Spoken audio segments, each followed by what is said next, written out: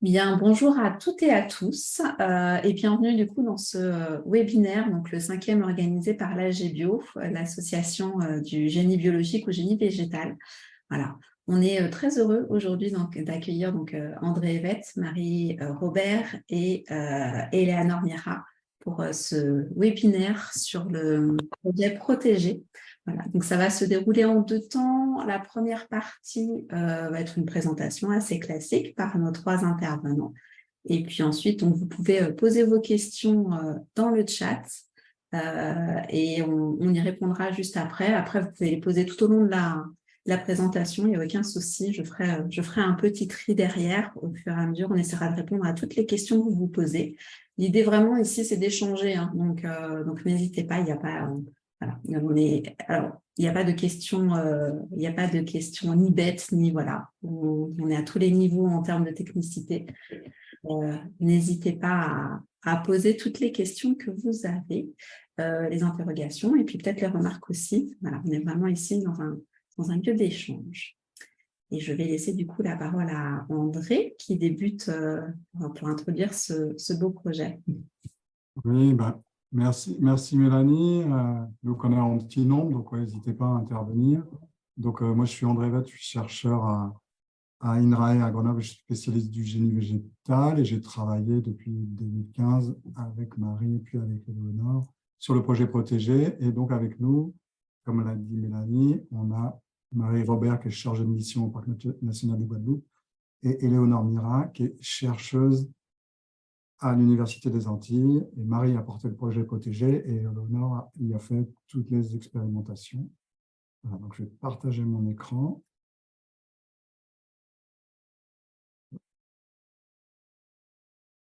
Et voilà, donc on va vous parler du projet Protégé, un projet de restauration des écosystèmes riverains des rivières de Guadeloupe. Donc, bon, historiquement, le génie végétal était très développé. Je fais rapide parce que on est sur un auditoire qui est très qualifié. Donc, on l'a oublié et on est passé au génie civil dans les 30 Glorieuses, puis on a redécouvert dans les années 80-90, d'abord avec les travaux de Chichtel qu'on diffusait aussi en Amérique du Nord, puis en France avec le guide de l'achat 94, et après des travaux de Chichtel ou de Grain Sotir. Donc ça, c'est un peu les bibles du génie végétal. Et puis, si on passe au niveau tropical, est sorti un guide sur les Caraïbes, en tout cas en 92, qui est intéressant, mais plus sur les routes, hein, à Puerto Rico un peu plus tard, et puis un peu plus tôt, au début des années 2000, un guide très complet qui est sorti en Colombie. Donc, je redéfinis juste le génie végétal rapidement. Donc, voilà, c'est une solution sur la nature, hein, je ne développe pas, mais pourquoi? Parce qu'on copie les modèles naturels, hein, on va s'emparer de ces procédés et s'opposer habilement aux forces de la vie organique à celle de la matière brute. Ça, c'était Surel qui le disait en 1841. Les restaurations des terrains, quelqu'un qui travaillait au service RTM, restauration des terrains de montagne. Et puis, ça reste vrai aujourd'hui, hein, qu'on imite les modèles naturels. Et puis, les notions d'ouvrage et de végétation sont centrales. On s'appuie sur les lois physiques de l'ingénierie, mais aussi les lois biologiques en utilisant des plantes vivantes comme matériaux de construction. Donc, on retrouve la physique qui sont les forces de la matière brute et la biologie qui sont les forces de la matière organique de Surel. Et si on veut être plus simple, il s'agit d'utiliser des végétaux vivants pour lutter contre l'érosion. Ça, c'est une définition qui est plus simple. Et après, si on veut parler d'écologie, puisque je suis écologue, on peut dire qu'il s'agit d'outils pour passer des filtres ou seuils abiotiques, comme des pentes trop fortes ou instables ou des grosses érosions. Donc, ces techniques vont permettre de passer ces seuils pour rétablir les trajectoires successionnelles, pour retrouver une dynamique végétale naturelle. Alors peut-être juste aussi le génie végétal en zone tropicale, quelques spécificités. Éléonore pourrait nous en dire beaucoup. Donc on a quand même un contexte particulier, notamment lié aux pluies tropicales, hein, qui sont de forte intensité et qui peuvent être très très intenses, hein. On peut avoir des débits comme ça sur les rivières qui peuvent être multipliés par 1000. Et des cyclones et tempêtes qui s'apportent souvent de très fortes précipitations. Et puis, en Guadeloupe, on a des pentes fortes, notamment sur Basse-Terre. Du coup, ça peut générer beaucoup de terrain. Donc, on a une érosion importante, une gestion coûteuse, donc un très fort potentiel pour l'utilisation du génie végétal. Et puis, sur les plantes tropicales, contrairement au milieu tempéré, on a quand même beaucoup plus de capacité de bouturage en plantes tropicales qu'en milieu tempéré, notamment lié à l'hygrométrie ambiante. Donc, les objectifs de génie végétal, c'est là, vous voyez, c'est à la fois de protéger durablement les enjeux humains, comme le ferait le génie civil, mais aujourd'hui, on veut aussi restaurer les fonctions écologiques et récréatives. Et ici, on voit un ouvrage, en l'occurrence, il s'agit d'une couche de branches avec épi en fascine, 2 ans après, 5 ans après, 10 ans après. Et donc, voilà, un ouvrage réussi, c'est un ouvrage qu'on ne voit plus, qui disparaît dans le paysage.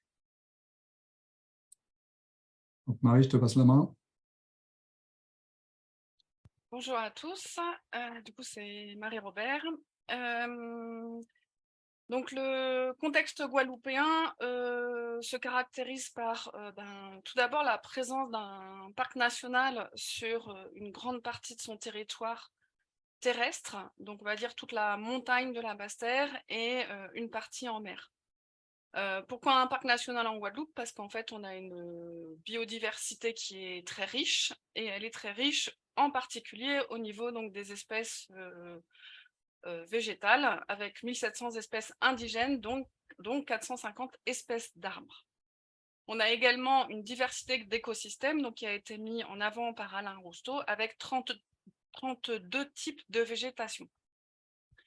Le réseau hydrographique est très important. On a un peu plus de 50 cours d'eau pérennes et à ça s'associent donc des ravines, soit permanentes, soit semi-permanentes, quelques étangs et beaucoup de mares. Voilà. Donc le parc national protège 13% du territoire et donc il a des fonctions en particulier. Est-ce que André, tu peux passer la diapo suivante, s'il te plaît? De suivre donc les écosystèmes. Donc moi je travaille au parc depuis 2010 et une de mes activités est de faire donc le suivi de la qualité des cours d'eau. Donc le parc a mis en place en 2005 un protocole de suivi sur 6 stations donc qui suit depuis 2005 et ce réseau de suivi a mis en avant qu'on avait une perte de biodiversité importante sur les stations qui sont en amont du cœur de parc. Cette perte de biodiversité, elle se fait aussi bien au niveau du nombre d'espèces qu'on retrouve dans nos stations qu'au niveau de la densité, donc du nombre d'individus par espèce. Et donc, du coup, on s'est posé la question de qu'est-ce qui avait un impact important sur les espèces pour expliquer cette érosion importante sur le cours d'eau, qui est de l'ordre en fait de l'érosion mondiale. Voilà, qui est donc de à peu près 2% par an, donc 20% sur 10 ans, c'est quand même déjà pas mal, pour la moyenne des espèces, et cette chute de biodiversité peut augmenter jusqu'à 8% pour certaines espèces, comme le col-roche. Et donc, on fait un petit brainstorming avec le chef de l'époque et les partenaires, et puis, plusieurs problématiques sortent. Donc, en particulier la problématique de l'assainissement au niveau de la Guadeloupe, mais aussi l'augmentation de l'artificialisation des berges de rivières. Et sur cette thématique de travaux en cours d'eau, en fait, rien n'est fait. On continue à faire des travaux en utilisant des techniques de génie civil assez massives.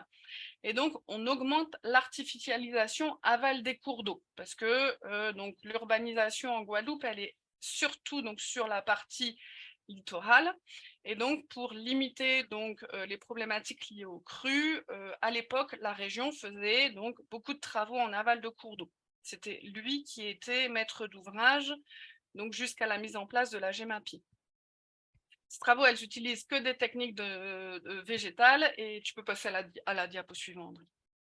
Et donc, elles ont un fort impact sur les poissons crustacés qui ont besoin du milieu aval pour boucler leur cycle biologique. En Guadeloupe, les espèces dulsacicoles ne sont que migratrices. Et donc, du coup, elles vont faire toute la partie larvaire au niveau de l'eau saumâtre des embouchures, soit vraiment au niveau de l'embouchure, soit au niveau du milieu côtier, mais vraiment proche de l'embouchure du cours d'eau. Voilà.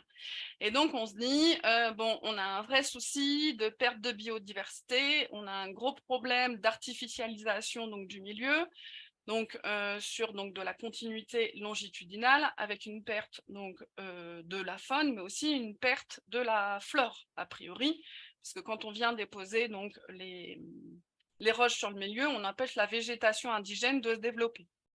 On se rend compte aussi également, grâce au suivi de la qualité de l'eau de l'Office de l'eau, que la qualité physico-chimique des cours d'eau aussi, en fait, diminue. Donc, on se dit, bah, y a vraiment quelque chose à faire là-dessus, et si on essayait donc de changer le paradigme des travaux en cours d'eau, et donc proposer donc, aux maîtres d'ouvrage actuels de passer donc d'une technique de génie 100% génie civil, soit à une technique génie végétal 100%, soit à une technique de génie mixte pour protéger les berges des rivières. Et aussi, en même temps, protéger les biens et les personnes. Parce que, on a quand même, faut pas oublier dans cette thématique de travaux, donc un besoin de protéger les habitations qui sont souvent proches du cours d'eau. Voilà, parce qu'il y a eu beaucoup d'habitations qui ont été donc construites de façon spontanée, très proche de la rivière, à l'époque où il n'y avait pas forcément donc, les canalisations pour amener l'eau au robinet, donc les gens habitaient proche des cours d'eau pour pouvoir aller chercher l'eau dans la rivière. Tu peux passer à la diapo suivante, s'il te plaît, André. Voilà. Et donc, on décide de monter le projet protégé pour but ultime de développer l'ingénierie écologique sur le territoire de la Guadeloupe au service de l'amélioration écologique des rivières antillaises. Voilà, parce qu'on est un parc national, et donc du coup, nous, notre mission principale, c'est la qualité du milieu. Notre objectif, il est en priorité au niveau du parc, c'est un objectif écologique. Donc nous, notre intérêt, c'est d'améliorer les écosystèmes.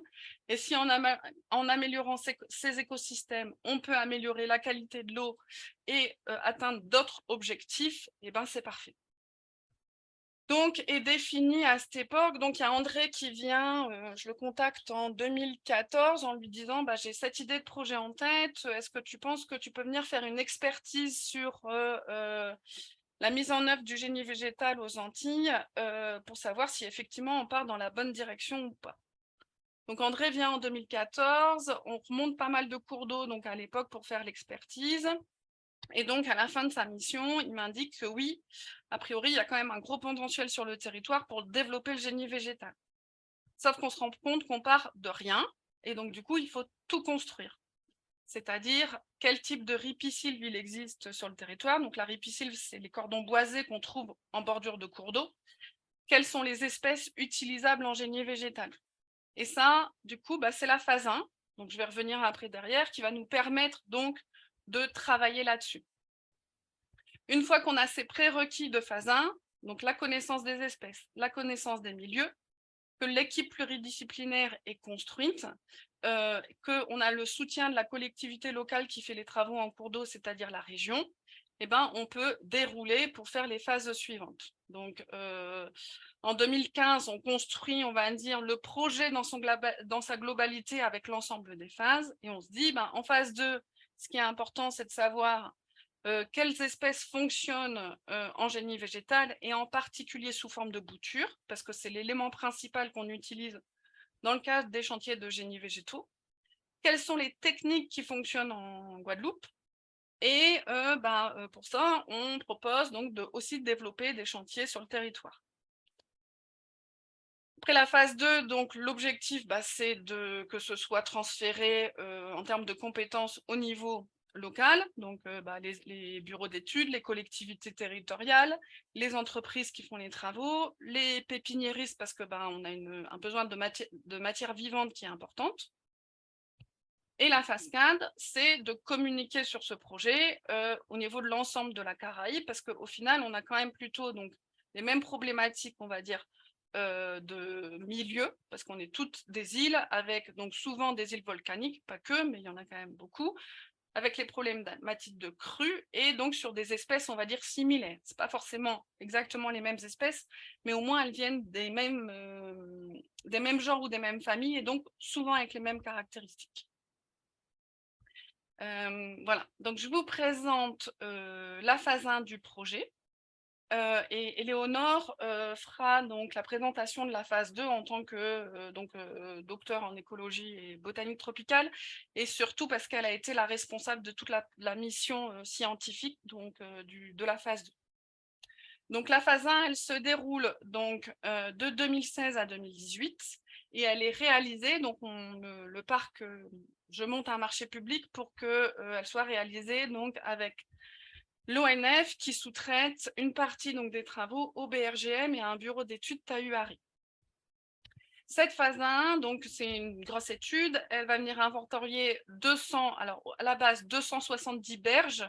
Au final, il n'y en aura que 266 parce qu'entre-temps, il y a eu aussi un autre événement qui aura donc érodé 4 berges qui n'ont pas pu être suivies. Et donc, ces 266 berges permettent donc de sortir, donc, grâce à des analyses statistiques, 12 types de ripisylves. Ces 12 types, pour être facilement identifiables, vont se baser sur 4 paramètres descripteurs assez faciles sur le terrain, qui sont la salinité, l'altitude, la pente du cours d'eau et la largeur du cours d'eau. Et à chaque type est associé un cortège floristique spécifique. Donc là, on vous présente la typologie numéro 9. Voilà.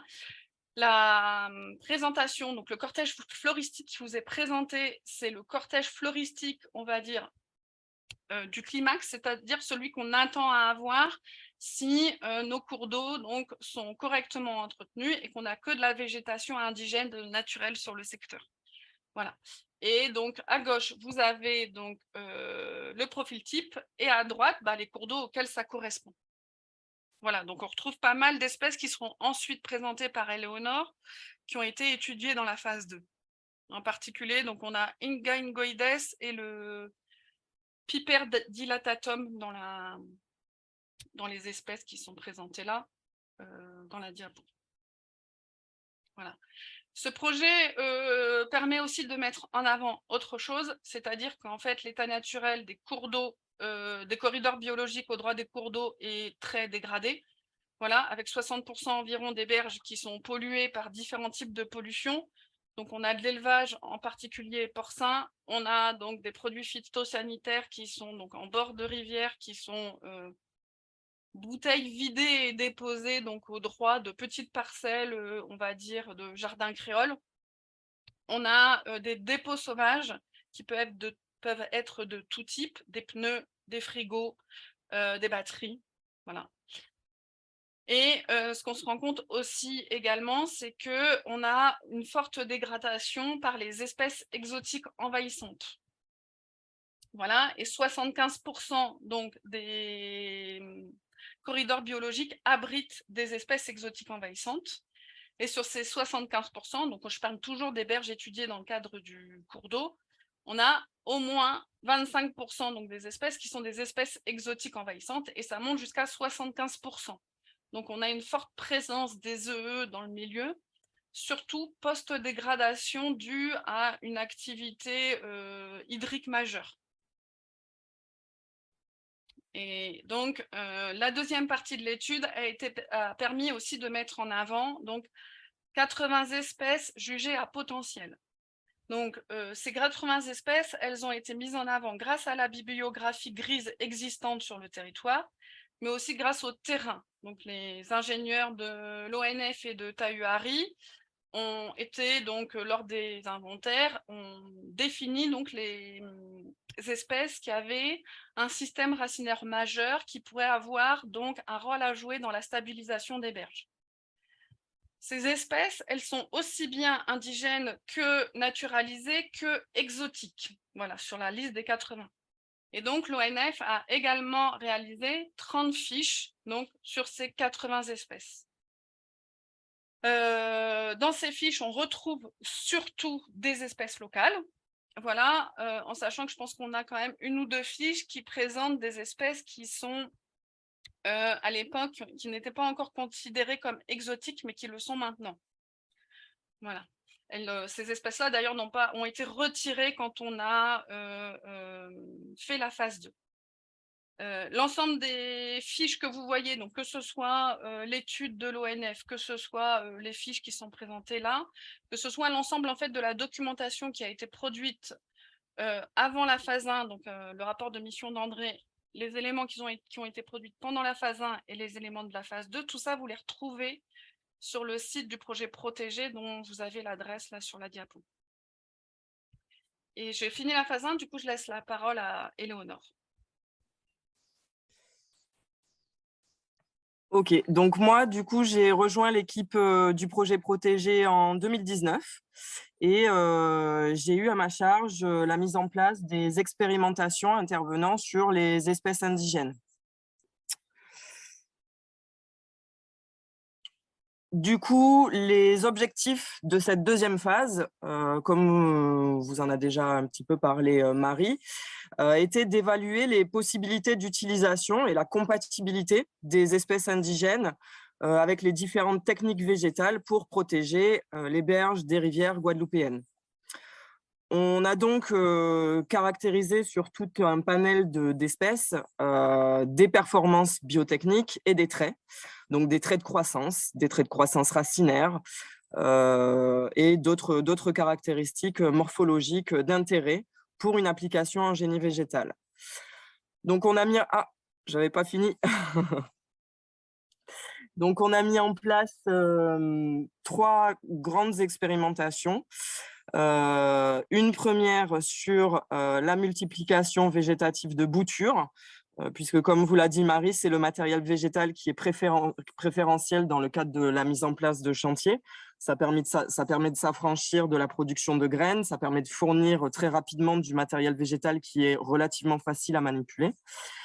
Mais toutes nos espèces antillaises ne présentent pas la même capacité à être multipliées de façon végétative. Donc pour un certain groupe d'intérêt, donc la famille des légumineuses, là on s'est intéressé à la germination des graines et au développement et à la croissance des plantules. Concernant les espèces que nous avons ciblées, donc parmi les 80 espèces qui avaient été proposées lors de la phase 1, on a donc sélectionné plus de 44 espèces, du coup, qui appartiennent à différents types biologiques, donc des arbres, des arbustes et des herbacées, puisque l'idée est de reconstituer les formations naturelles. Donc, il faut qu'on puisse avoir des représentants de chaque type biologique qui constituent cette forêt de ripisylve. Et comme les conditions sont très variables en fonction des étages de végétation, il nous fallait aussi avoir un nombre de taxons, un nombre d'espèces que l'on peut retrouver dans toute cette diversité de milieux qui va de la forêt du littoral à la forêt ombrophile. Donc, on a sélectionné vraiment tout un panel d'espèces pouvant répondre à cette diversité de conditions et à cette diversité de formes. La première expérimentation qu'on a mise en place concernait donc le bouturage des espèces ligneuses. On s'est aussi intéressé au bouturage des espèces herbacées. Donc, comme vous pouvez le voir sur la diapo, on a mis en place une grande expérimentation sous ombrière où on a planté 300 boutures dans des big bags de 1 mètre cube qui étaient garnis d'un substrat de mélange de terre agricole et de pouzzolane. Et donc, on a laissé ces plantules pendant 6 mois, ces boutures, on a laissé ces boutures se développer pendant 6 mois avant de les déraciner et puis de voir quel était leur développement racinaire et puis d'évaluer aussi leur taux de survie et tous les autres traits d'intérêt en génie végétal.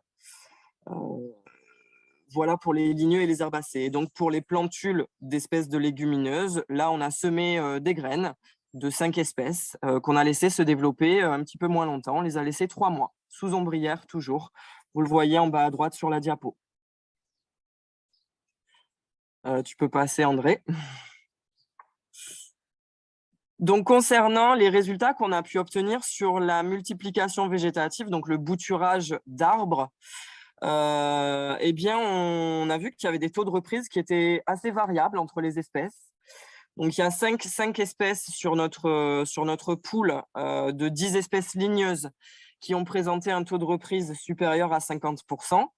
On a 2 espèces qui ont présenté un taux moyen, compris entre 30 et 50%, et 3 espèces qui ont présenté un taux de reprise relativement faible, inférieur à 30%.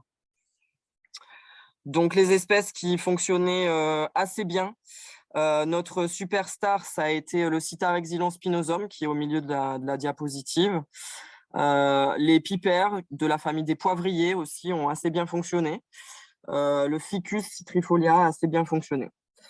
Donc voilà pour les espèces qui ont pris les taux de reprise les plus importants. Cette analyse en composantes principales excusez-moi, permet de représenter une projection des individus le long des différents traits qu'on a pu mesurer au cours de l'expérimentation. Et donc ça nous a vraiment permis d'identifier les meilleures candidates, les bonnes candidates, et puis les candidates les moins performantes et celles qui sont carrément pas compatibles en fonction de leur stratégie de croissance et de leur investissement dans leur système racinaire. Voilà, donc ces résultats, ils ont fait l'objet d'une publication dans la revue Ecological Engineering, paru récemment. C'est bon, ouais. Du coup, on a aussi mené des expérimentations sur le bouturage d'espèces herbacées. Donc là, on a sélectionné 11 espèces herbacées, soit des élophytes, soit des plantes de couverture. Là,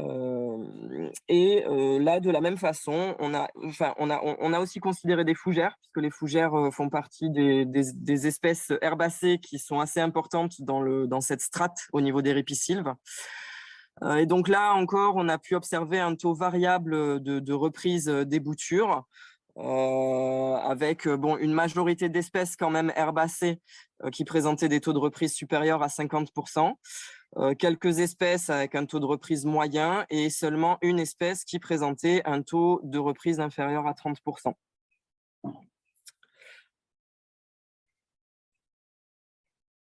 C'est bon, André. Du coup, on a aussi mené la même analyse que précédemment, que celle qu'on a menée sur les ligneux, de façon à identifier les espèces les plus compatibles avec les différentes techniques de génie végétal, en les représentant sur une analyse en composantes principales. Donc toujours pareil, le premier axe représente la stratégie de croissance et le deuxième axe représente l'investissement dans le système racinaire. Et donc là, on voit que, tout comme pour les ligneux, on a une répartition de nos espèces qui nous permettent d'identifier les espèces les plus performantes, qui sont donc les espèces d'herbacées, versus les espèces les moins performantes, qui sont les espèces de fougères et de plantaliers, de ptéridophytes. Donc. Et en espèces intermédiaires, eh bien, on peut observer que certains arbustes, des petits arbustes qui ont été considérés comme assimilés aux herbacées dans cette expérimentation, présentent des caractéristiques intermédiaires qui restent toutefois compatibles avec leur utilisation en génie végétal.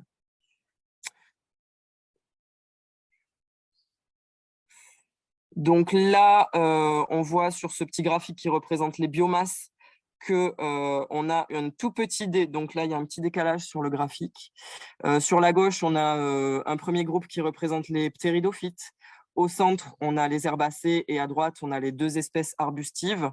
Donc on voit aussi clairement qu'en termes de production de biomasse et de croissance, on a les espèces d'herbacées qui sont clairement très performantes, tandis que celles de fougères le sont beaucoup moins, avec les arbustes qui restent intermédiaires.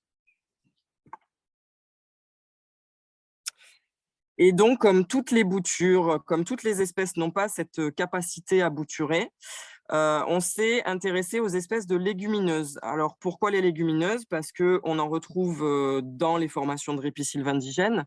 Et surtout, ce sont des plantes qui sont très intéressantes dans une perspective de restauration, de par le rôle d'enrichissement azoté qu'elles vont jouer au niveau du sol, puisqu'elles forment une symbiose avec des bactéries qui permettent d'enrichir le sol en azote, ce qui profite à toute la communauté végétale.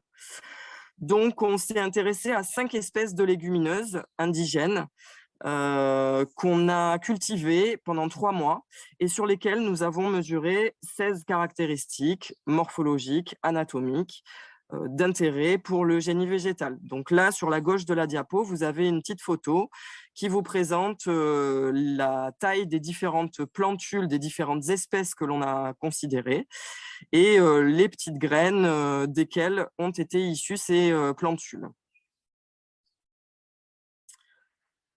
Donc, ce que nos résultats ont révélé, donc toujours pareil, on reste sur notre petite analyse en composantes principales qui détermine toujours cet axe de croissance en abscisse et cet investissement racinaire en ordonnée avec des espèces qui s'échelonnent le long de ces deux axes.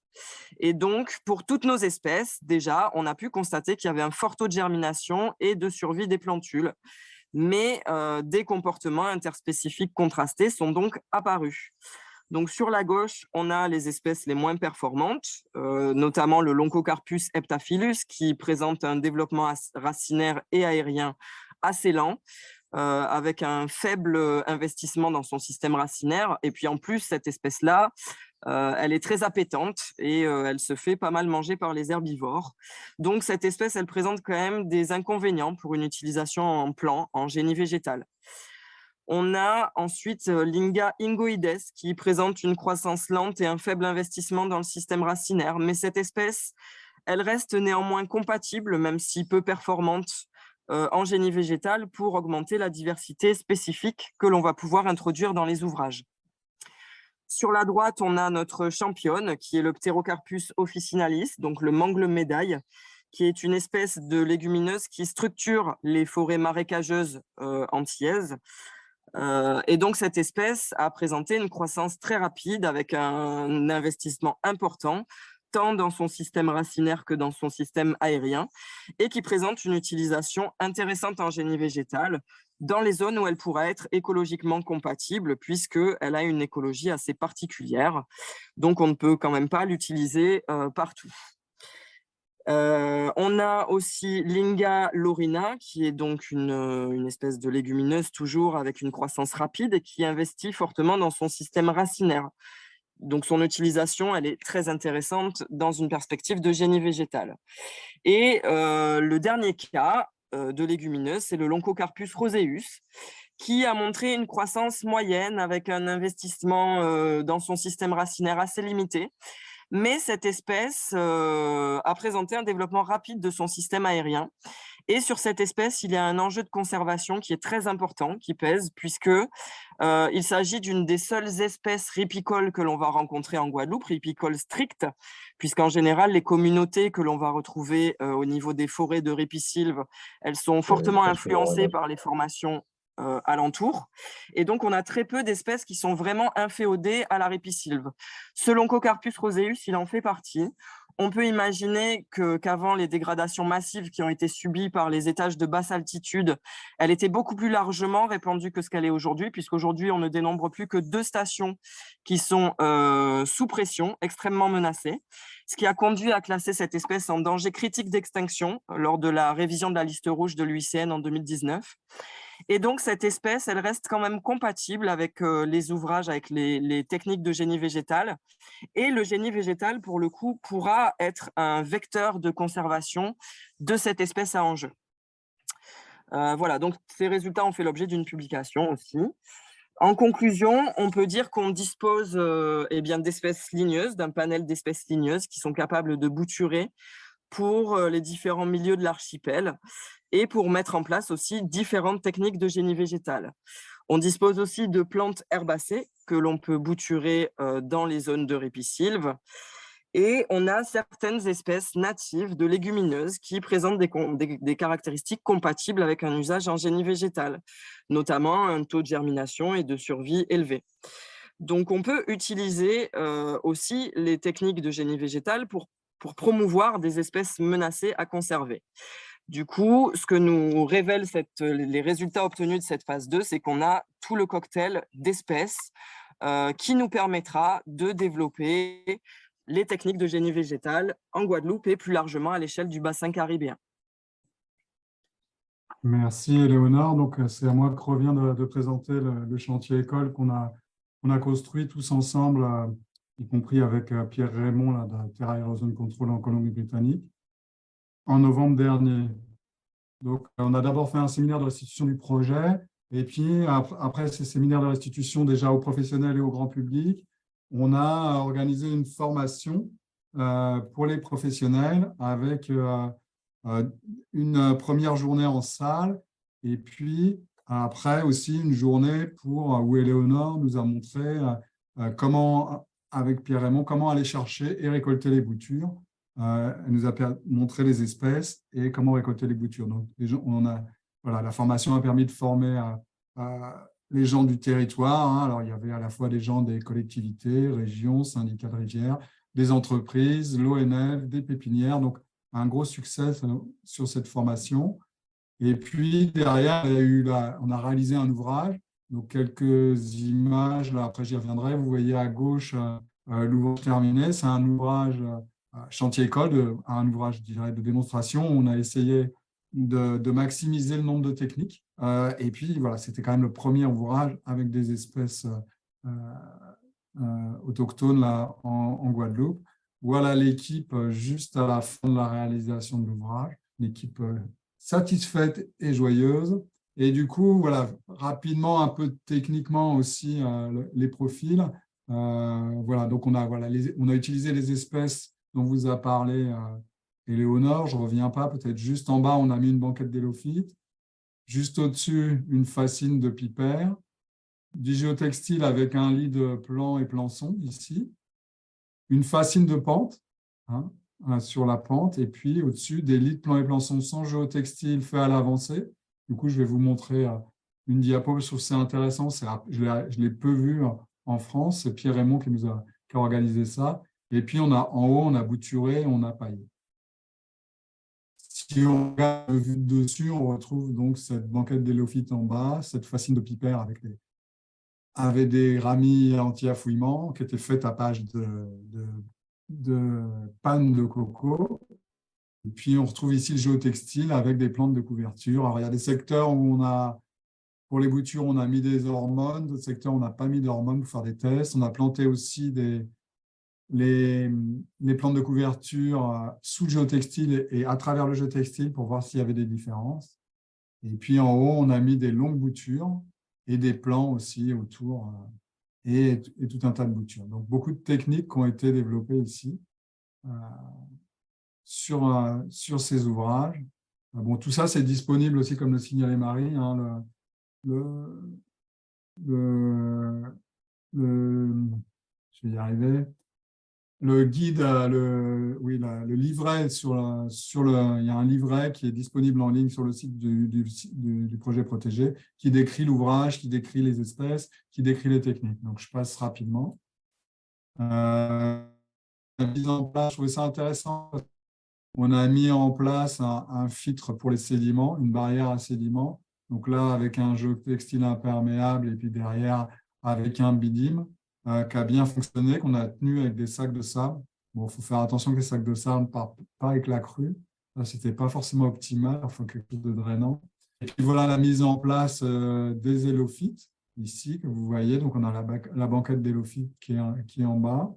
Et là, j'ai zoomé sur ce que je trouvais intéressant ici aussi, c'était la fascine de pipère, donc la fascine de poivrier là, qui est en train d'être mise en place. On a des branches qui entrent loin dans la berge. On voit ici devant les ramis anti-affoulement faits à base de panne de coco et puis en dessous le géotextile et les élophytes. Ici, c'est la fascine de pente, donc je vais vous montrer ça à titre d'exemple. On a construit une structure en bambou pour mettre en place la fascine de pente. Une fascine de pente qui était un mélange de pipère, de bois carré et de ficus, et puis aussi un peu de bois mort. Et voilà la mise en place et le raboutage des fascines de pente qui ont été fixées avec un pieu réalisé à partir d'une planche coupée en deux au milieu. Et là aussi, c'est quelque chose, donc c'est le lit de plants et plançons supérieur. Et en fait, il est fait avancer sans géotextile. Donc, on voit bien comment ça se produit ici. Le godet vient, on a marqué le terrain. Le godet vient, l'appel vient, le godet soulève la terre. On glisse les boutures sous le godet. On les a préparées préalablement. On a aussi préparé un seau avec de l'amendement du fertilisant, et puis on arrose, et voilà, et on continue comme ça tout le linéaire. Et puis, Marie, je te laisse présenter les chantiers pilotes à venir. Oui. Je voulais également rajouter que pour le chantier école, du coup, il y a un suivi scientifique qui est assuré donc, par Éléonore Mira, donc Université Antilles, pour donc définir comment les techniques ont fonctionné, si elles ont fonctionné, pas fonctionné, et aussi la problématique en fait de l'arrivée des espèces exotiques envahissantes sur le territoire. Donc on a déjà réalisé le premier suivi, voilà. Là on va devoir réaliser le deuxième suivi. Moi j'y suis allée la semaine dernière dans le cadre des rencontres annuelles de la réserve de biosphère, et on voit donc la grosse évolution donc des espèces exotiques envahissantes qui se sont bien développées donc depuis maintenant 6 mois, presque 7 maintenant, 7 mois de la mise en œuvre du chantier. Donc le suivi est important aussi pour voir la différence entre les informations donc théoriques qu'on a pu avoir dans le cadre des expérimentations sous serre à l'INRAE, et comment se comportent les espèces et les boutures en chantier in situ. Donc, les chantiers pilotes à venir se font actuellement en maîtrise d'ouvrage de la région. Je vous présente cela parce que il va y en avoir d'autres sur le territoire guadeloupéen, mais je vous présente ceux de la région parce que c'est ceux qui ont été donc annexés à la phase 2 du projet protégé. Donc, le projet protégé, il a eu un financement FEDER dans lequel donc on a mis toutes les expérimentations, la masse salariale donc, et les échanges, et la région a décidé donc de s'associer à ce projet en prenant à sa charge donc les premiers chantiers pilotes qui vont avoir lieu sur le territoire. Voilà, qui sont donc pas financés par le FEDER, mais bien financés à 100% par la région. Donc sur ces chantiers pilotes, on en a 2 qui se situent au niveau de la rivière Lézarde. Donc c'est les 2 photos que vous voyez donc en bas de la diapo. Il y en a un qui va se situer au niveau de la rivière Ancenot, donc c'est la commune de Sainte-Rose dans le cadre d'un ressindement de rivière et de l'aménagement du pont de la Boucan. Donc les travaux devaient commencer initialement, donc il y a déjà un certain temps, donc je pense qu'on avait fait le nécessaire pour que ça démarre en 2020, donc période Covid. Donc les travaux ont été repoussés, donc pas lieu en 2020, pas lieu en 2021, et puis la région me contacte en disant on est bon, on peut y aller pour 2022. Et le comité technique le dit donc à la région, en fait, si vous êtes d'accord pour attendre un peu, parce que finalement, on va avoir les résultats de la partie expérimentation sous serre à l'INRAE. Je pense que c'est bien d'attendre, comme ça, on est sûr de savoir quelle espèce donc, on peut vous proposer pour la mise en œuvre du chantier école, du chantier pilote, excusez-moi. Donc, le chantier qui démarre en 2023, donc c'est celui qu'on voit en bas à droite, voilà, qui est au droit donc d'une propriété privée, comme vous pouvez le voir. Si tu passes à la diapositive suivante, je crois qu'on a un zoom, voilà, de l'aménagement. Et donc, du coup, Aegis avait donc mis en œuvre les plans de masse pour faire les aménagements de ce chantier, avec donc une signature de l'ordre de service des travaux en décembre 2022. Et je ne sais pas si donc vous savez, bon, pour les gens qui sont du territoire, vous le savez, mais pour les gens de l'extérieur, peut-être pas. On a eu donc la tempête Fiona en 2022, donc qui a fait énormément de dégâts parce qu'il y a eu une pluviométrie très importante. Donc du coup, les travaux sont décalés parce que donc on doit refaire le plan de masse de l'aménagement pour l'aménagement donc sur la rivière Lézarde. Voilà. Donc, a priori, les travaux devraient commencer, on va dire, courant 2023, en juillet ou août 2023, on pense. C'est des travaux qui vont durer peu de temps, donc c'est prévu une quinzaine de jours. Voilà. Et donc après, ça va être une question de savoir si on les engage avant le début de la saison cyclonique ou si on attend la fin de la saison cyclonique pour les mettre en œuvre. Donc ça, c'est des échanges avec en particulier le service littoral et rivière de la région. Voilà. Et donc, la phase 2 du projet protégé s'est clôturée donc, en décembre 2022. C'était la durée donc, du financement FEDER 2019-2022. Et l'objectif est de repartir sur une phase 3. Donc, courant 2022, s'est posé la question de savoir qui serait porteur de cette phase 3. Finalement, donc, le parc se réengage sur le portage de la phase 3. Voilà. Et donc, les premiers objectifs de cette phase 3 qui ont été mis en avant grâce donc, au séminaire qui a eu lieu en fin d'année 2022 et à des ateliers avec les différents acteurs du territoire sont donc ce que je vous présente dans cette diapo, qui est une phase 3 plus opérationnelle. Voilà, donc déjà, ce qui est prévu, c'est de mettre en œuvre de nouveaux chantiers écoles. Parce que donc dans le cadre de la formation qui a eu lieu en novembre 2022, en fait, on a formé en priorité les entreprises de travaux publics qui étaient déjà en marché avec la région. Voilà. Et donc, du coup, comme c'est ces entreprises-là qui font les travaux en cours d'eau, l'objectif, c'était de les former eux en premier. On a formé également donc, la commune de Petit-Bourg, la commune de Morne-à-l'Eau, qui étaient déjà engagés sur des projets donc, de génie végétal sur leur territoire, et l'Office national des forêts Guadeloupe. Suite à la mise en œuvre de cette formation, moi j'ai eu beaucoup donc, de personnes qui m'ont appelé, en particulier donc, des communautés de communes qui étaient très preneuses pour pouvoir participer à la prochaine session. Donc on sait qu'on a déjà donc, le public et le nombre de personnes suffisant pour mettre en œuvre de nouveaux chantiers. L'objectif de la phase 3, c'est aussi d'accompagner le changement de paradigme en continuant l'appui technique, donc déjà auprès de la région sur les chantiers donc, qui ont été présentés donc, en amont, mais aussi donc, aider donc, à la création de nouvelles filières dans le cadre des pépinières, parce que les pépinières actuellement donc, font des plants et vendent des plantes, mais il y a très peu de production de plantes indigènes. Et on a aussi une problématique de bois local. Pour le moment, on achète donc le bois dans les magasins sur le territoire, qui donc est du bois importé, donc en général de l'Europe. Voilà. Et ce qui serait intéressant, donc, c'est de ne pas faire venir ce bois d'Europe. Donc, ce qu'on continue grâce donc justement à la mise en place de ces chantiers écoles, donc c'est d'aider donc les professionnels du secteur à acquérir de nouvelles compétences dans les solutions fondées sur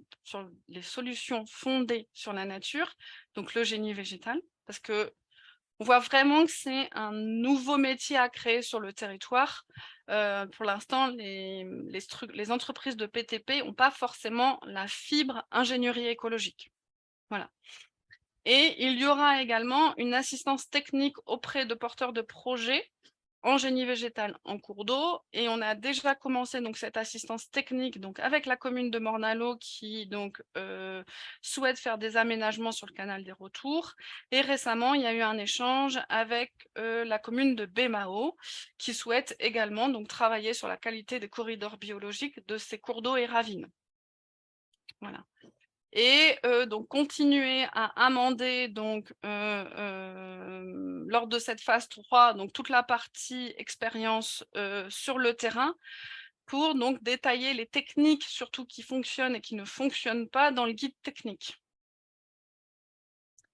Tu peux passer à la diapo suivante. Alors du coup, peut-être que tu vas reprendre la main sur cette diapo-là, André.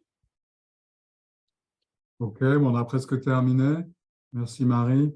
Oui, c'était que ça va, voilà, ce qu'on voulait dire, c'est que quelque part, ça va au-delà des répicides, parce qu'on s'est aperçu lors de la phase 1, et puis en discutant voilà, avec les travaux, notamment les travaux de l'université, d'Éléonore ou d'Alain, et puis les travaux de la phase 1, qu'en fait, les espèces qui étaient présentes sur les répicides, en fait, en majorité, c'était aussi des essences forestières qui étaient à proximité, pas toutes. Il y a quelques espèces qui sont spécifiques de la répicide, mais pas beaucoup. Et du coup, ces opérations de restauration, ces techniques de restauration qu'on a développées pour les berges, elles peuvent aussi être utilisées plus largement pour la restauration forestière, sachant qu'il y a vraiment de quoi faire aussi en Guadeloupe. Et puis, on a effectivement, on a pensé aussi au changement climatique. La Guadeloupe n'est pas épargnée, notamment avec tous les problèmes que ça pose de faire du génie végétal avec la saison sèche. Et on a travaillé sur un gradient de milieu différent, comme le précisait Éléonore. Du coup, on a aussi des espèces pour s'adapter à des milieux plus secs. Voilà. Bon, après, les services écologiques, îlots de fraîcheur, etc., je ne développe pas, mais on voit l'idée. Et puis, aussi, il y a de la demande dans d'autres DOM et le projet protégé intéresse. On a eu pas mal d'échanges avec la Guyane et il y a un projet en cours de montage là, à La Réunion qui reprend un peu les mêmes idées.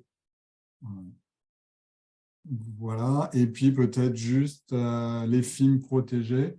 Donc, on a, et c'est la dernière diapo, on a beaucoup communiqué. Il y a le site Internet, il y a des articles techniques dans sur le territoire qui reprennent la typologie, les espèces à utiliser.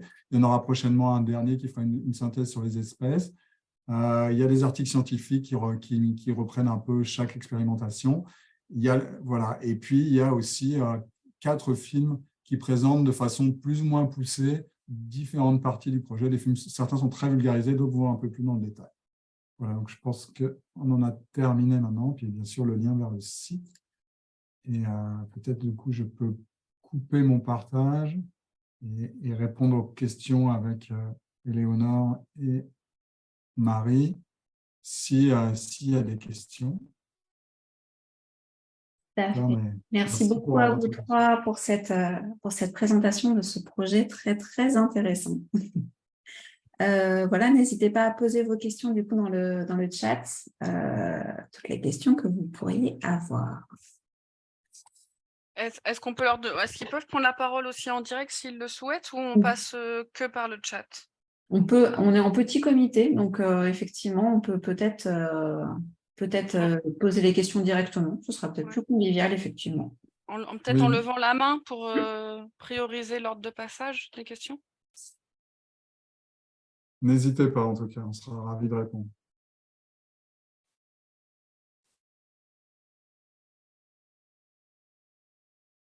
J'ai l'impression qu'on a été très, très clair. Oui, on a été très clair. On a fait un exposé un peu long aussi. Ah, il y a une question. Daniel Luxin, je vous laisse prendre la parole. Oui, bonjour, vous m'entendez? Oui. Bonjour, donc je vous remercie pour la présentation qui était très intéressante. Donc, je me présente, donc je m'appelle Daniel Luxin, chargée de mission eau pluviale à la CACL de Guyane. Et donc, je vais plutôt en fait vous poser la question. Du coup, vous avez dit que vous étiez en contact, notamment pour mettre en place ce projet en Guyane. Donc, j'aurais voulu savoir du coup, quels seraient quel est plutôt vos partenaires, quels sont vos partenaires, notamment dans ce projet, parce que donc nous, on fait partie, on met en place un projet, Life Artisan, donc le génie végétal dans nos canaux urbains, compte tenu de notre compétence gestion des eaux pluviales urbaines. Et du coup, on serait intéressé de savoir en fait quel acteur serait amené à mettre en place d'autres projets de génie végétal en Guyane, histoire de faire un lien, partage de connaissances. Merci. Du coup, je vais peut-être répondre à cette question-là. J'ai été en contact avec plusieurs personnes où j'avais vu passer le projet de restauration de revégétalisation d'un canal. Et puis, j'ai été en contact avec des gens qui restaurent les mines d'or, qui se posent des questions, qui avaient fait des expérimentations. Il y a eu un rapport qui est sorti, lui, fixe là-dessus. Et puis, on a été en contact aussi avec l'AFD, l'Agence française de développement, l'ADA, et puis le parc amazonien, sur le Haut-Maroni et le Maroni et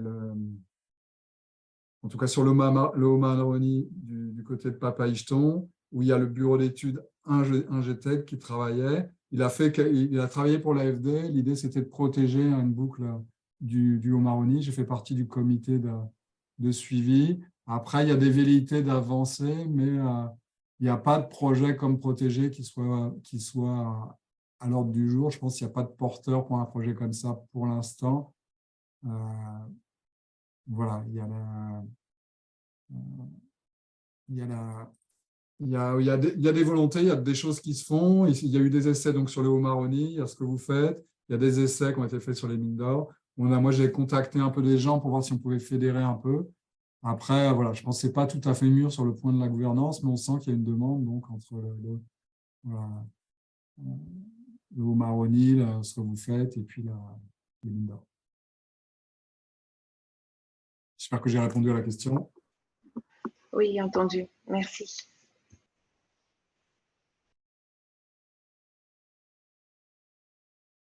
Alors, du coup, on a une question dans le chat de Emmanuel Briand. Selon vous, dans quelle mesure ces techniques de génie écologique peuvent être appliquées, entre parenthèses, ou non, à la stabilisation des autres talus, en dehors des ripisylves, notamment routiers ou dans le cadre de projets immobiliers, pour pallier aux techniques de BTP habituelles et souvent très dures, béton, enrochement, etc. Je te laisse aussi répondre sur les techniques de génie végétal, André. Ok. Oui, c'est une bonne question parce qu'en fait, bon, sur une berge, il y a un peu deux niveaux de structure. Il y a le pied de berge avec l'érosion qui lui est propre, le transport solide et le fluvial, puis il y a le talus qui peut être plus ou moins haut. Et effectivement, ce sont des techniques qui sont utilisées aussi pour stabiliser les talus, notamment en milieu caribéen, puisque les guides dont j'ai parlé au départ sont des guides routiers. Donc, et les espèces sur lesquelles on a travaillé, c'est des espèces qui peuvent, pour une partie d'entre elles, être utilisées aussi sur des talus routiers. Donc, oui, c'est que les talus soient routiers ou sur d'autres talus, même en milieu urbain ou semi-urbain. Oui, c'est possible d'utiliser ces techniques juste pour des talus.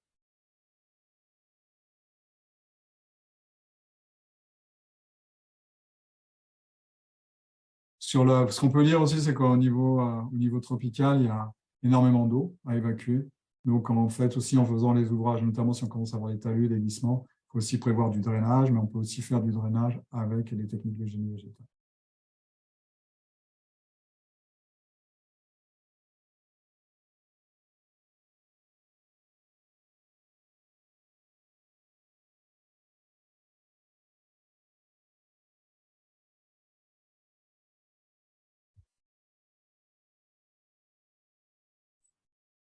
D'autres questions peut-être?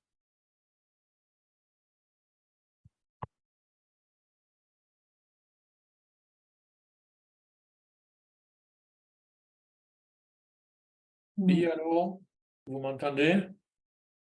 Oui, Klaus, on comprend.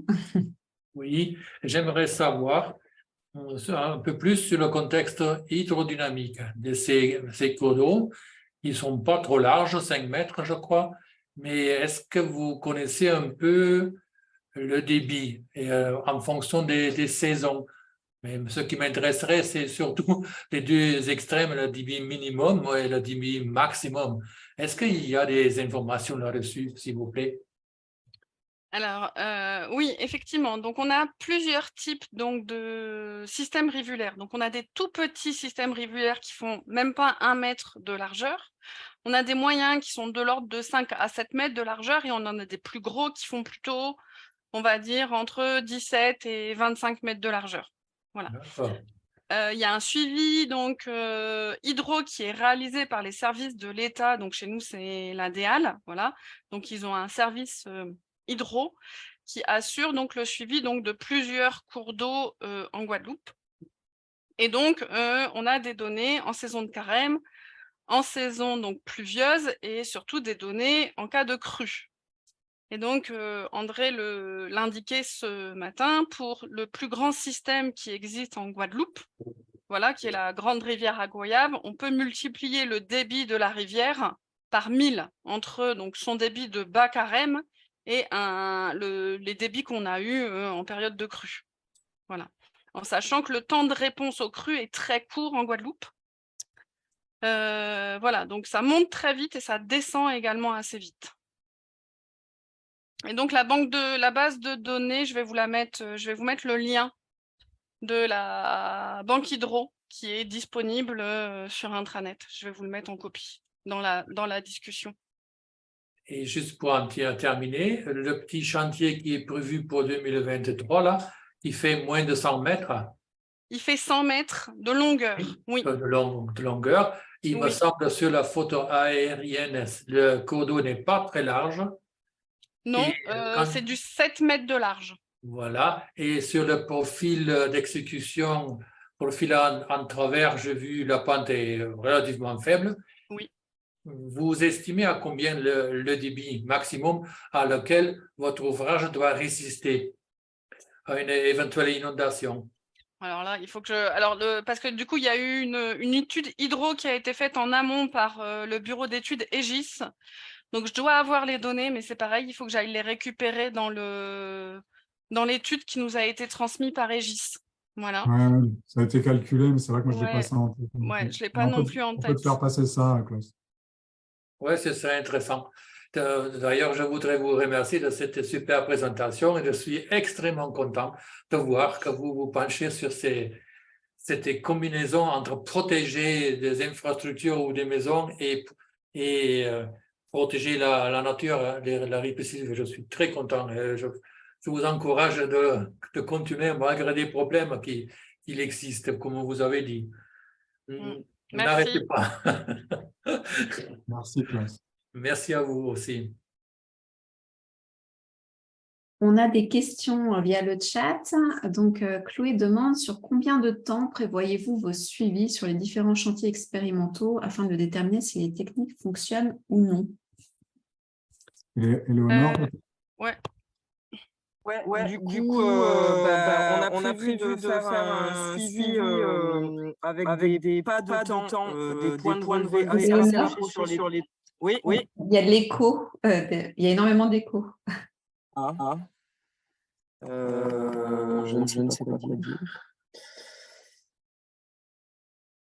Est-ce que là, c'est mieux? Non.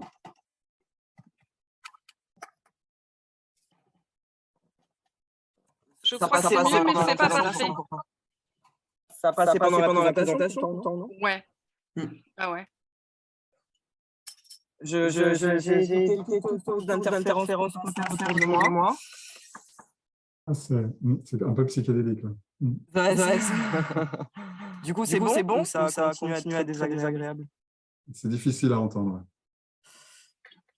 Je crois que mon ordinateur est en train de rendre l'âme. Réessaye de couper et de rallumer ton micro, Ellie. Ouais, c'est ce que je viens de faire. Ouais. Tu coupes le son, tu parles et tu coupes ton son. Tu laisses ton micro, tu coupes ton volume.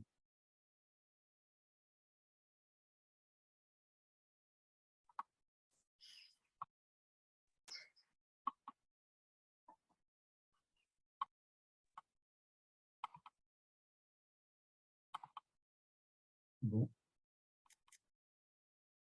Ça a l'air compliqué pour Éléonore, peut-être. Alors, c'est bon là? Est-ce que c'est bon? C'est mieux. C'est mieux. Ouais. Ok. Du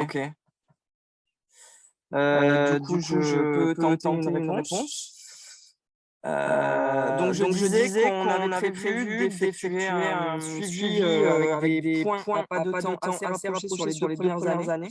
Et puis ensuite passer les points de relevé sur les années suivantes en fonction du temps dont on disposera. Mais c'est vrai qu'on peut supposer qu'au bout de 2 ans, les plantes sont bien installées et le chantier tiendra le coup.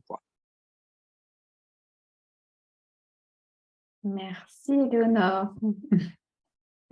On a Pascal qui demande quel est le risque de voir le développement des espèces exotiques envahissantes dans ces zones qui sont au départ des surfaces pionnières propices à la colonisation.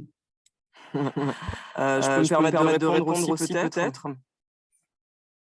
Vas-y, Ellie. Là-dessus, le risque, il est hyper important.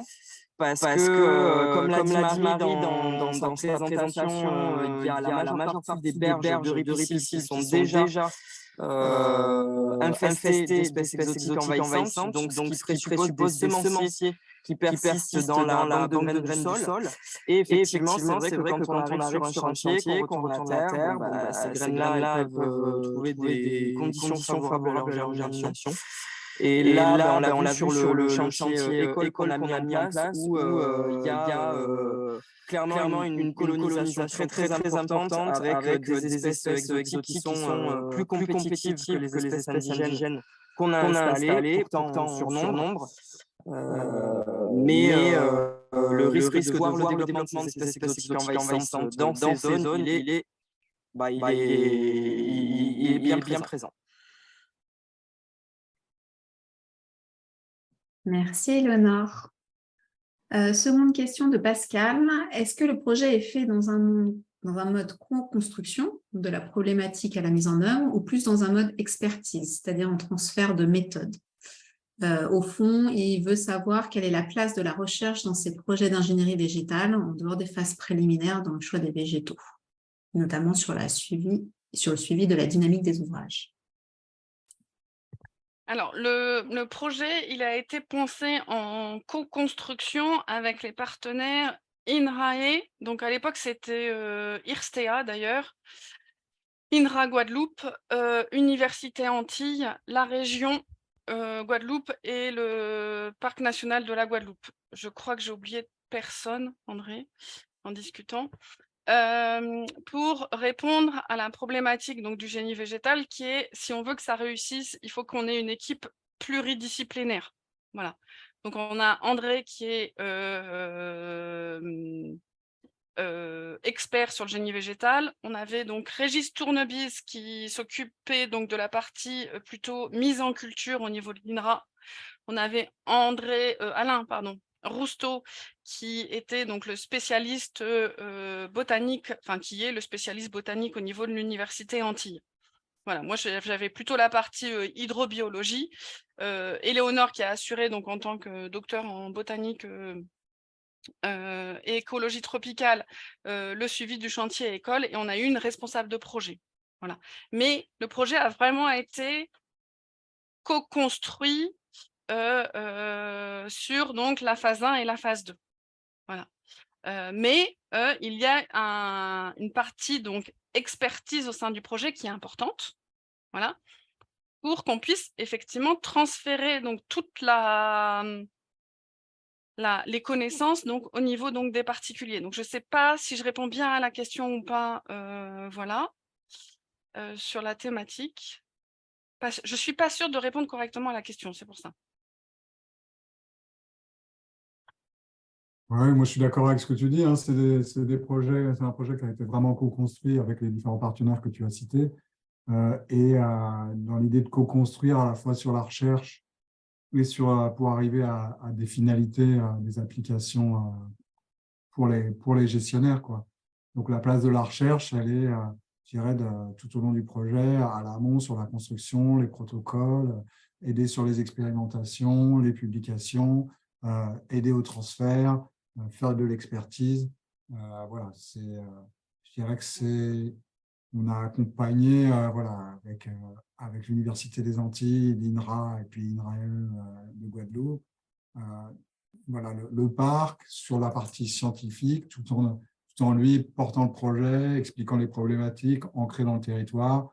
On a vraiment, et puis on était toujours en interaction avec les différents acteurs du territoire, puisqu'il y avait aussi l'Office de l'eau, l'ADEAL, etc., la région, enfin tous les acteurs ont été associés tout au long, quoi. Donc c'est vraiment un projet multipartenarial à l'échelle du territoire. Et alors, pourquoi l'importance de la recherche scientifique dans ce projet? Parce qu'on peut peut-être se poser la question. C'est qu'en fait, en Guadeloupe, il y avait déjà eu des tentatives de mise en œuvre de génie végétal sur les bords de cours d'eau, donc dans les années 90-2000, mais en fait, ces tentatives n'ont jamais abouti. Donc, il y avait eu des rapports qui nous disaient qu'effectivement, c'était possible de faire du génie végétal. Il y a l'ONF qui avait eu un projet donc, de restauration du corridor biologique de la rivière à Goyave. Bon, finalement, c'est resté quelque chose sur le papier, ça n'a jamais été mis en œuvre sur le terrain parce que les entreprises étaient assez frileuse, et ce qui s'entend, sur est-ce que le génie végétal, ça fonctionne en Guadeloupe, au vu donc des contraintes hydriques qu'on peut avoir sur les milieux. Et donc, au moment du montage du projet, on s'est quand même rendu compte que toutes les informations qui sortaient donc de la phase 2, il fallait qu'il y ait une validation scientifique pour qu'elle puisse être appropriée derrière par les entreprises locales, donc par les élus aussi, donc, et les techniciens donc, qui travaillent sur la thématique travaux en cours d'eau, pour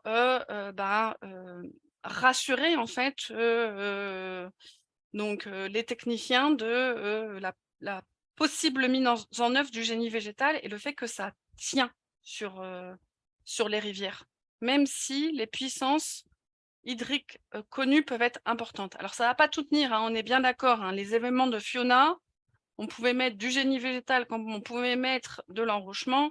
En fait, je pense que vu donc l'événement climatique, rien n'aurait tenu. Mais ça permet donc de passer donc du technique génie civil sur certaines zones à du génie végétal, en rassurant la population locale.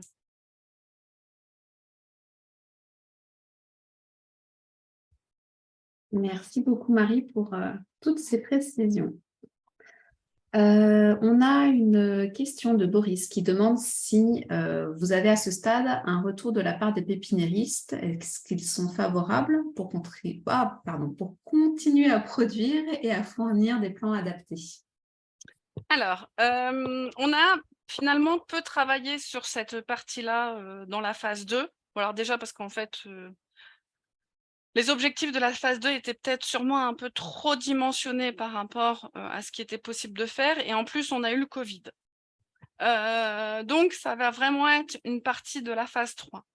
Moi, ce que je sais, c'est que le seul pépiniériste, il n'y a qu'un seul actuellement pépiniériste qui est capable de fournir des plants d'espèces indigènes sur très peu d'espèces, c'est-à-dire 3 espèces. L'objectif, c'est donc de faire une sorte, sur la phase 3, donc une sorte d'appel à candidature des pépinières qui seraient intéressées à travailler sur le projet. Donc, je sais que la pépinière qui nous a fourni les plants indigènes serait d'accord. On a aussi Saint-Jean-de-Bosco, qui est une association d'insertion qui aimerait bien également faire de la production de boutures et de la production de plants. Et nous, on pense aussi souvent à l'Office national des forêts, qui, donc, à une certaine période, avait une pépinière sur le territoire de la Guadeloupe, qui ne fonctionne plus actuellement, mais qui pourrait, par exemple, prendre ses activités de pépiniériste.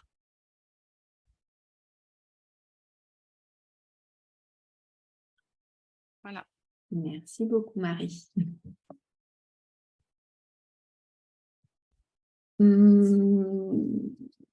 Lydia demande quelle est la structure réunionnaise qui est intéressée pour mettre en place un projet similaire? Alors, je peux répondre aussi à cette question-là. Mais je pense que, en fait, oui, c'est l'ARB locale et l'OFB, mais peut-être que Chloé, tu veux en parler toi-même, puisque Chloé est là, c'est elle qui est porteuse du projet sur La Réunion. Oui, bonjour, j'espère que vous m'entendez. Oui, on t'entend bien, merci. Je suis un petit peu malade, donc je vais essayer de ne pas trop forcer la voix. Oui, du coup, sur La Réunion, on est toujours vraiment en phase projet. Là, on est en recherche de financement depuis plusieurs mois. Là, on va sûrement avoir des financements qui vont se débloquer de la part du coup de la DEAL locale, du coup de La Réunion, et avec l'OFB de La Réunion. Et là, du coup, en fait, le projet serait porté un peu de la même manière que le projet protégé en Guadeloupe. C'est-à-dire que là, on est en train de vraiment essayer de mettre en place la première phase et surtout avoir un réseau d'acteurs local qui soutient le projet. Donc là, on lance vraiment cette première phase tout d'abord, et donc avec un partenariat avec l'INRAE, du coup, Grenoble. Donc on est en lien avec André sur toutes ces questions-là et voir comment réussir à le monter sur place pour justement avoir une bonne dynamique avec les structures locales et les élus notamment. Donc, c'est pour ça que l'expertise de l'INRAE est très importante sur l'île de la Réunion, car on part vraiment de zéro sur le génie végétal. On est vraiment branché génie civil sur les embouchures de cours d'eau. Et donc, changer les mentalités n'est pas évidente. Et c'est ce qu'on a vraiment ressenti depuis plusieurs mois. Et là, on voit vraiment un gros intérêt local de la part de l'ADEAL notamment et de l'OFB qui soutient énormément le projet. Donc, on croise les doigts pour qu'il puisse enfin voir le jour et commencer à initier la démarche sur l'île. Merci. Merci beaucoup. Normalement, on a fait le tour des questions du chat. Est-ce que vous en avez, est-ce qu'il y a encore quelques questions, quelques interrogations qui restent en suspens?